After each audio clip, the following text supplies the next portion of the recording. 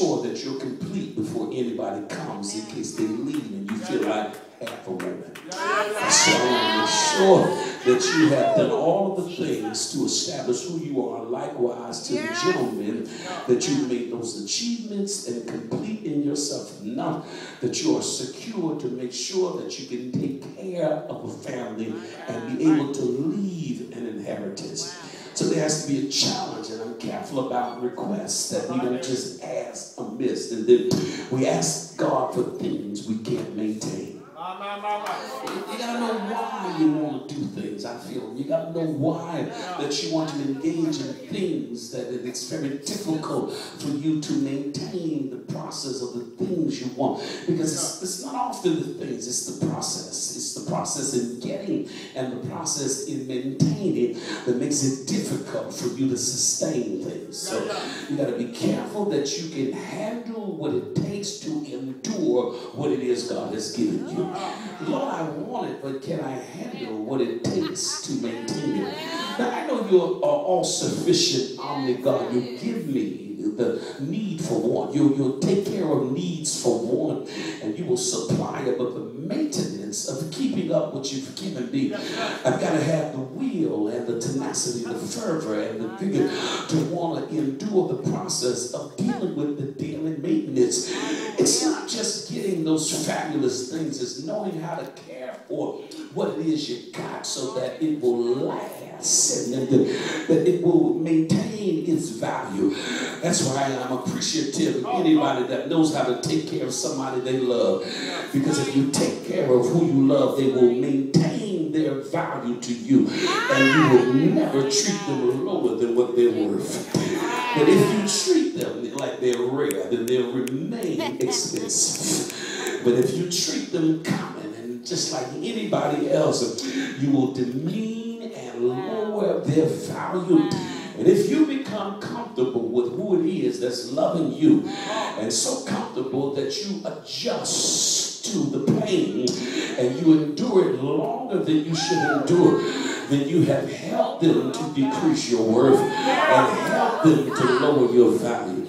How in the world did you get in a place to build such intimacy and such time with individuals that still don't know how much you're worth? And I would think that as long as you've been with me and as good as you've been to me, that you are valuable and important to me.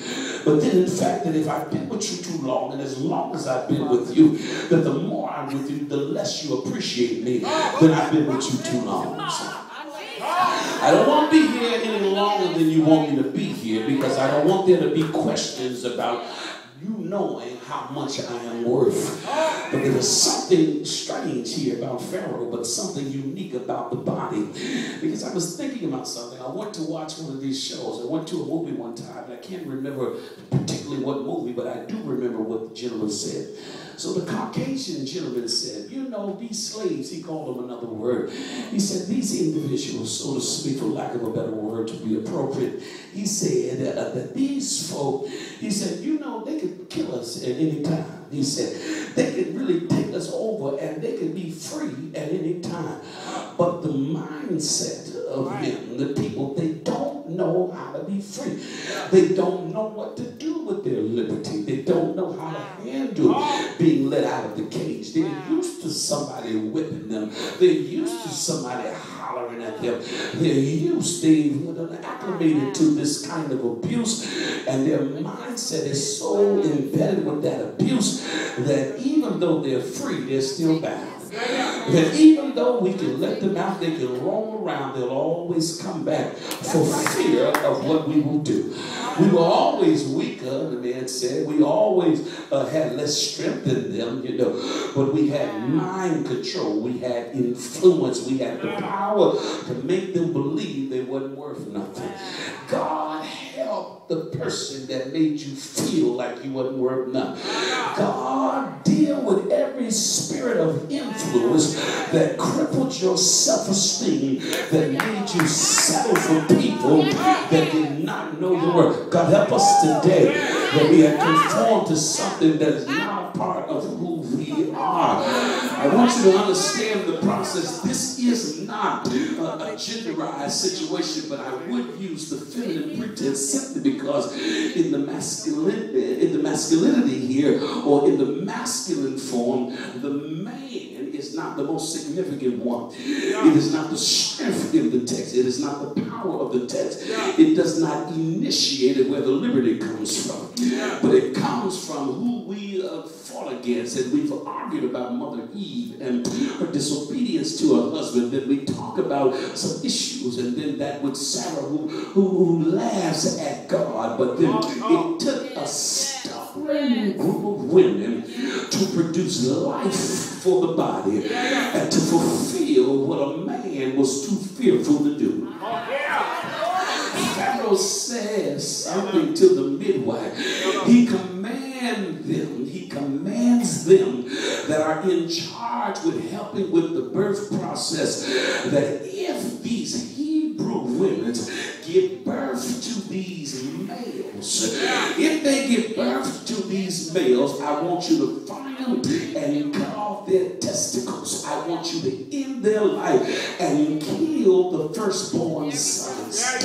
But however, now these midwives who help to produce birth, that's why whoever is on the other end of the process you're going through that is supposed to help moderate or help supply or help to produce whatever it is God has given you, be careful who you put in charge of what God has given you, because either they'll kill it or they'll help it to live. I don't know anything about your life. You're on the other side of what I birthed. You come in at the end of my process and you kill everything that God has put in you. You need to deal with people that have been there from the beginning and have you at heart that will help you to endure a labor so that it won't be hard and so that whatever it is you're birthing is going to live. But what I appreciate about the strength and the mindset of the Hebrew women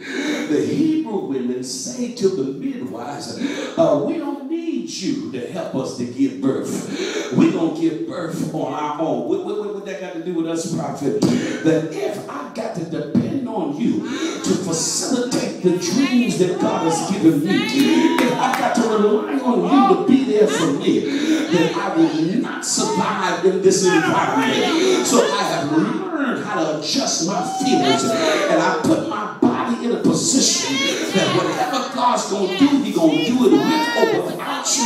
And if I don't have no help, I'm going to make it. I'm going to finish school. I'm going to start a business. I'm going to take care of my children. I'm going to pay the rent. Because if I got to wait for you to fulfill what God has put in me, it ain't going to ever happen. I'm going to